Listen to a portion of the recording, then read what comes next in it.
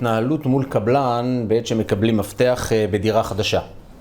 כאשר בעצם קבענו כבר עם הקבלן שאנחנו מקבלים מפתח, אחרי שהגיע הזמן הזה שאנחנו מקבלים את המפתח לדירה, אני ממליץ לפני קבלת המפתח לבקש מהקבלן להגיע איתו לדירה ולבדוק אותה.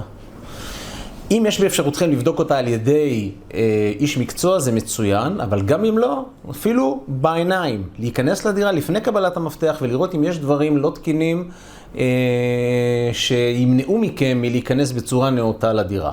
במידה ויש כזה דבר, יש לדרוש מהקבלן לתקן את הדברים האלה עד לקבלת המפתח. ואז ביום קבלת המפתח ייתכן שבעצם אתם תיכנסו לדירה שהיא יותר נאותה לכניסה. גם כאשר אתם הגעתם ביום מסירת המפתח ואתם בדקתם את הדירה, יש לרשום בפרוטוקול המסירה מה אתם רואים.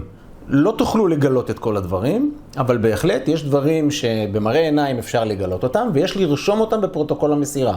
כל דבר שאתם רואים שהוא לא בסדר. יש בעיה ברטיבות, חסר איזשהו חלק, שריטות ברצפה, כל דבר שאתם רואים, ויש לרשום שאתם לא ביצעתם בדיקה מקיפה או בדיקה מקצועית על הדירה, אלא רק מה שאתם ראיתם זה מה שנמסר. חשוב שכל הדברים האלה יהיו רשומים, אחר כך שלא יהיו שאלות ובעיות. חשוב מאוד להבין שבתקופת הבדק זו חובה אבסולוטית של הקבלן לתקן את הליקויים.